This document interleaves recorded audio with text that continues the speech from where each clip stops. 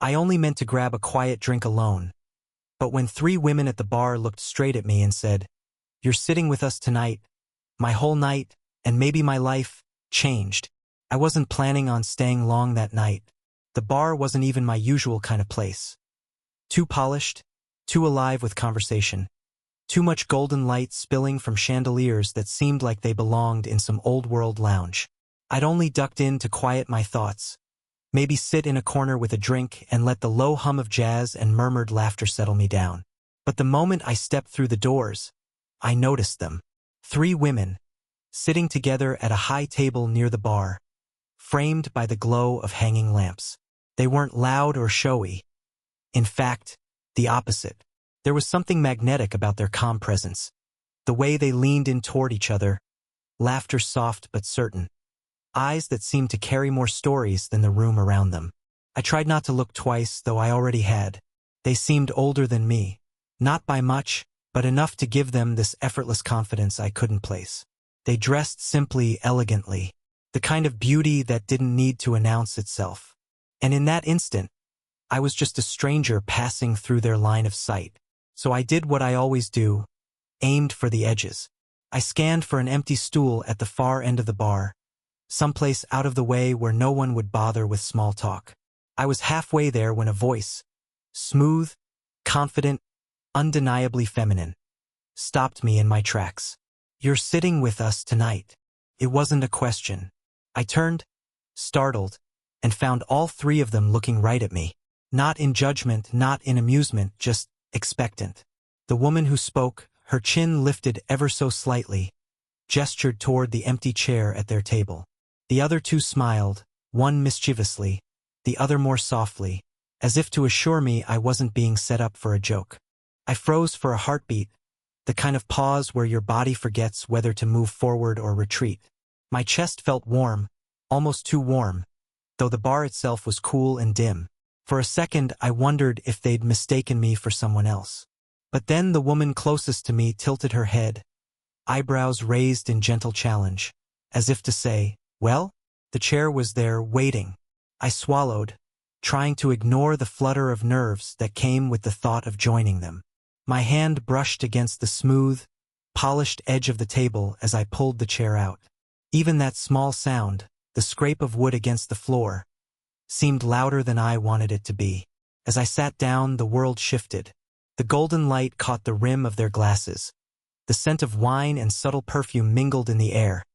And suddenly I wasn't invisible anymore. I was inside their circle. And though I didn't know why they wanted me there, or what the night would become, a quiet part of me knew this wasn't going to be an ordinary evening. At first, I wasn't sure how to begin.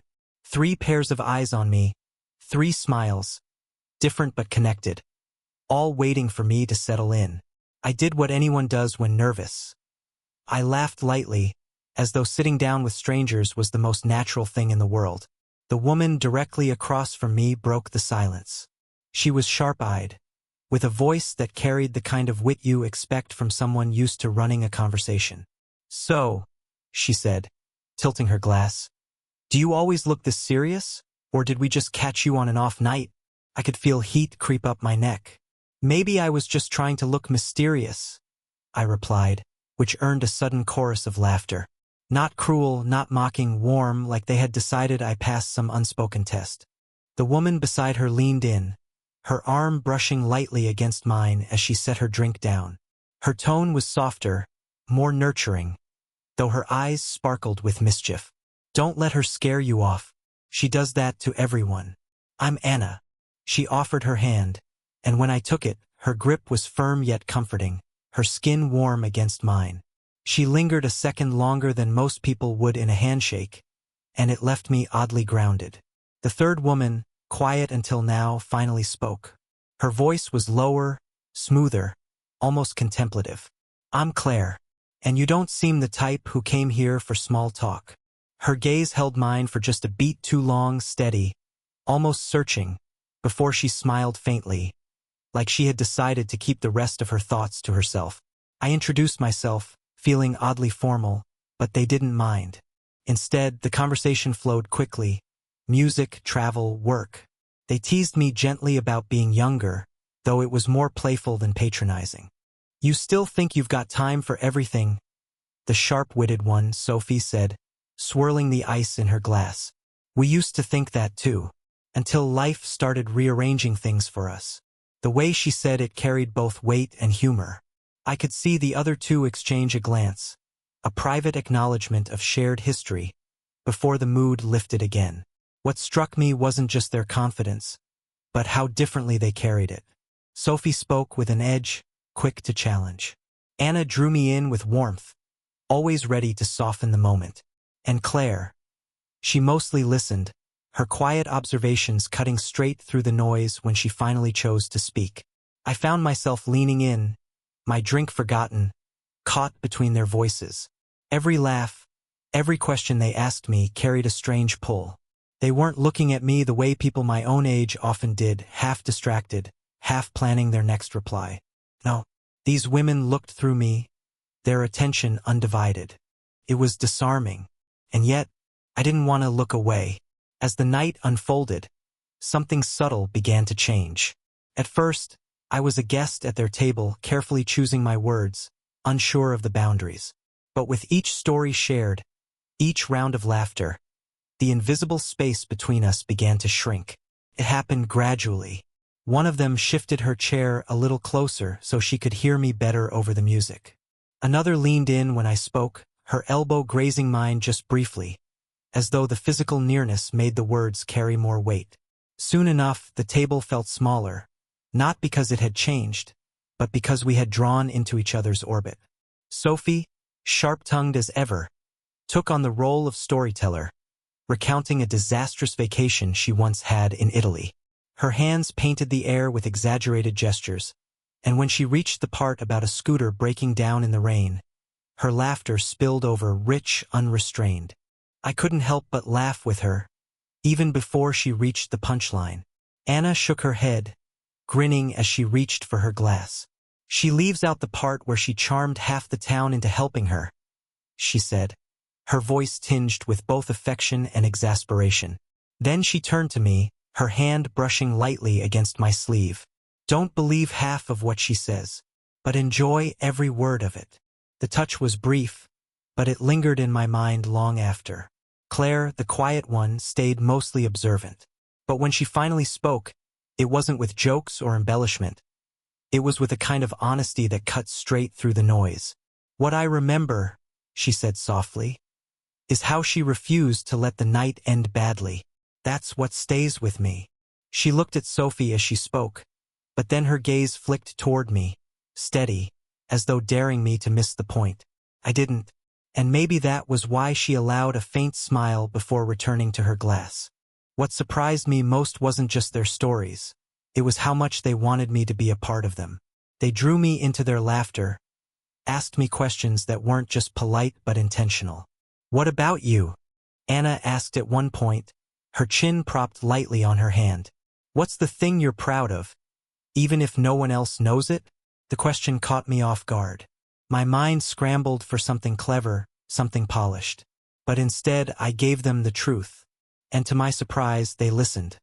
Not with the distracted nods of people waiting to reply, but with full attention, eyes fixed on me, as though my words mattered more than I realized. The more I spoke, the more their expressions softened. And in that moment, I felt something rare. Like I wasn't just the youngest at the table, or the outsider pulled into their circle. I was part of the rhythm, and the rhythm was pulling me closer. Somewhere between the second and third round of drinks, the mood shifted. The laughter quieted, the teasing softened, and the air around our little table grew heavier, though not in an uncomfortable way. It was the kind of heaviness that comes when people begin letting their guard down. It started with Sophie. She leaned back in her chair, the sharp which she'd worn all evening giving way to something softer. Her eyes lingered on the rim of her glass before she spoke. "You know," she said, almost to herself, "life has this way of not looking anything like the picture you had in your head at 20. The other two women fell quiet, watching her carefully. It was clear this wasn't a story they hadn't heard before, but also clear that it mattered every time she said it. I stayed still, afraid that even shifting in my seat might break the moment. "I always thought," Sophie continued, her voice low. By now I'd have things figured out. The family, the stability, the whatever people mean when they say settled. She gave a small, humorless laugh. Instead, I've got half-written chapters of a life I can't seem to finish. For the first time that evening, she didn't look like the fearless one. Her confidence had cracked just slightly, and behind it was someone human, someone uncertain. Anna reached out first. She rested her hand gently on Sophie's arm, squeezing with the kind of quiet reassurance only years of friendship could hold. Claire's gaze softened, though she said nothing. They didn't fill the silence with platitudes. They just let it be. I didn't know if I was supposed to say anything. What could I offer? I was younger, with so much of my own life still unwritten. But something in me didn't want to let her words drift into the air unanswered.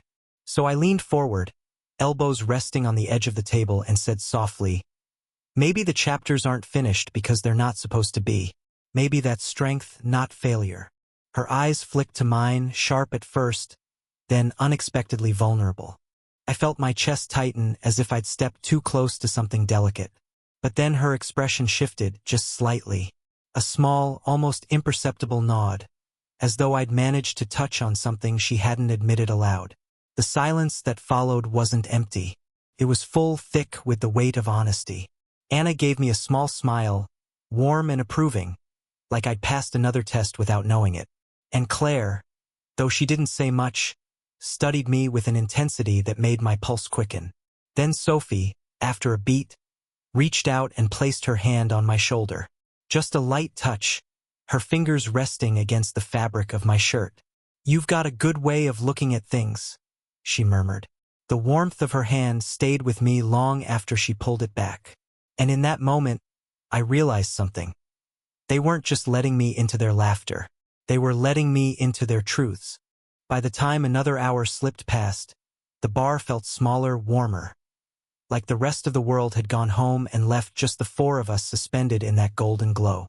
The easy laughter had returned, but something else hummed beneath it now. A current I couldn't quite name, though I felt it in the way their eyes lingered a fraction longer, the way silence seemed to stretch with possibility. Anna tilted her head at me, her hand cradling her glass as she asked, "Do you always make women laugh this much? Or are we just lucky tonight?" Her tone was light, playful, but her gaze didn't waver. It held me there, steady, as though she was waiting to see how far I'd lean into the tease. I laughed softly, trying to shake off the flush that rose in my cheeks. "I think it's you three. You make it easy." Her smile deepened, and without breaking eye contact, she reached over to adjust the collar of my shirt. Her fingertips brushed against my neck, warm and deliberate, and though the gesture was small, it felt like the whole table tilted for a second. Sophie caught it immediately, her smirk sharp but amused. "Careful, Anna," she teased. "He might think you're spoiling him already." But the look in her eyes wasn't mockery. It was something closer to curiosity, maybe even approval. Then, under the table, I felt the slightest brush against my knee. Subtle, almost uncertain at first. When I glanced up, Claire was watching me, her expression unreadable. She didn't move her leg away. If anything, she pressed just enough to let me know it wasn't accidental.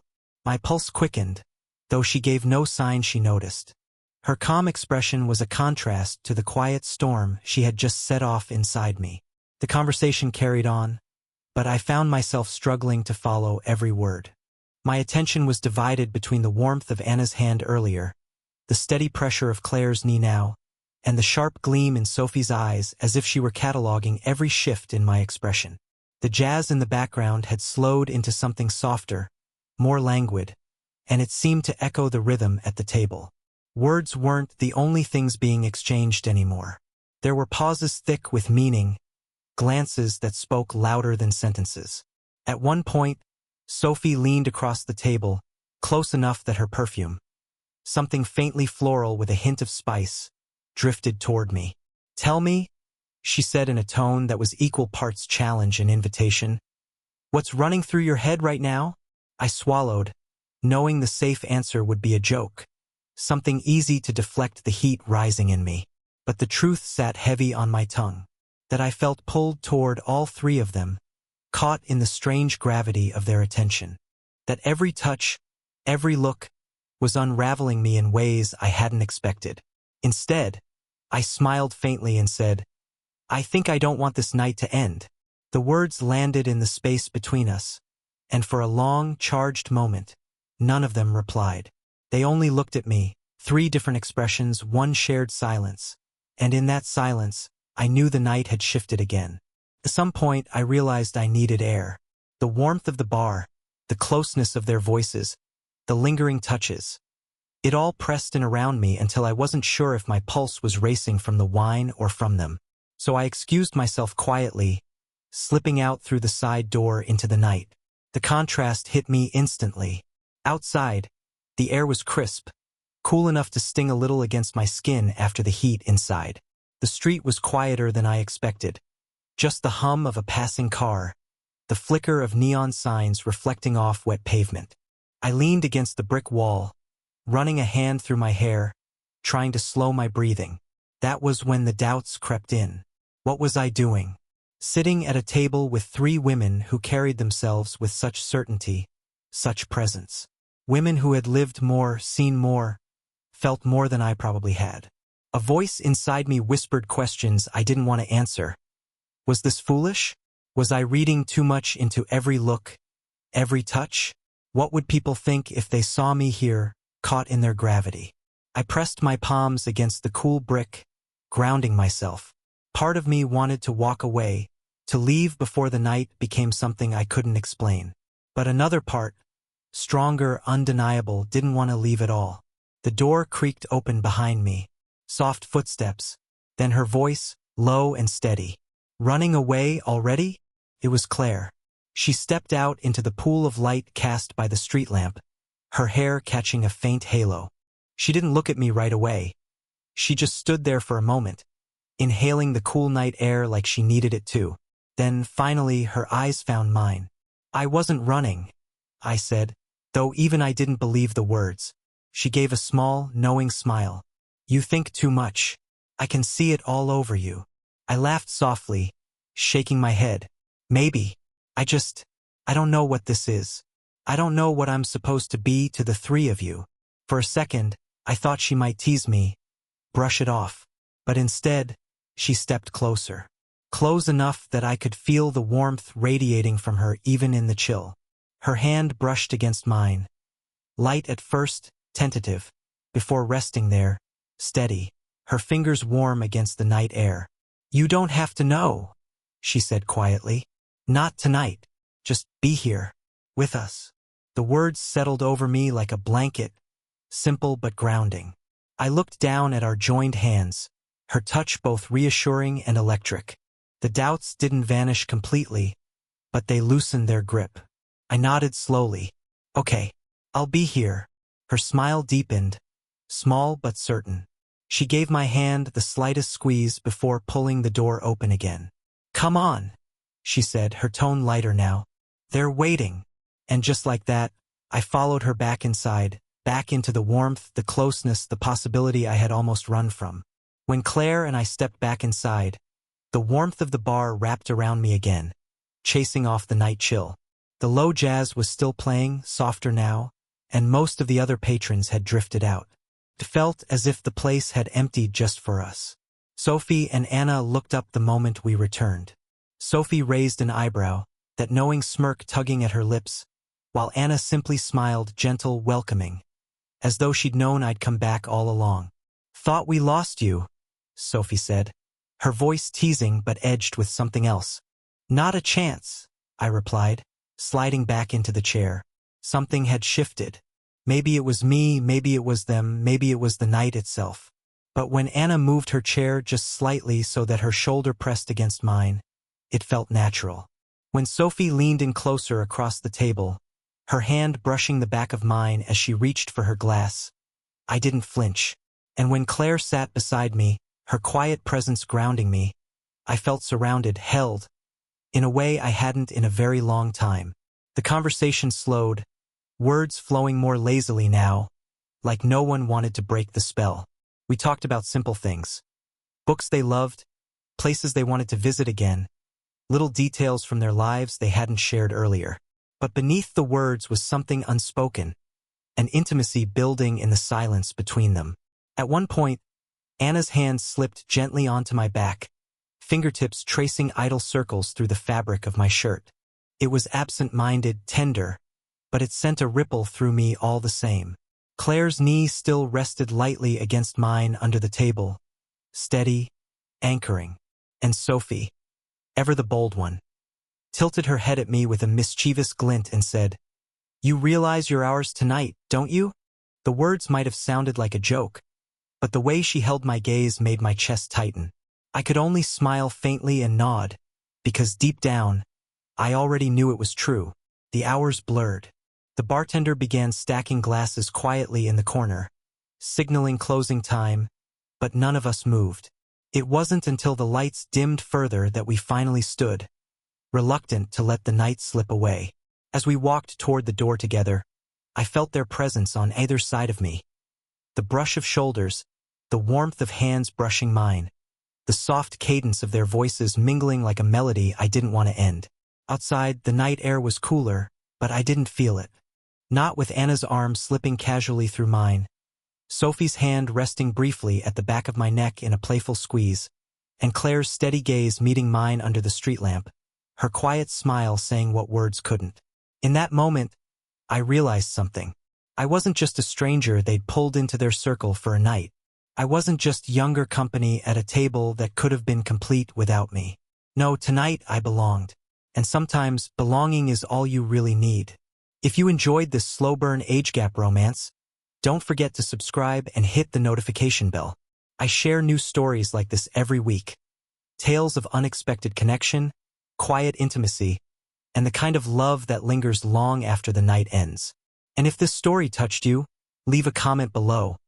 I'd love to hear your thoughts.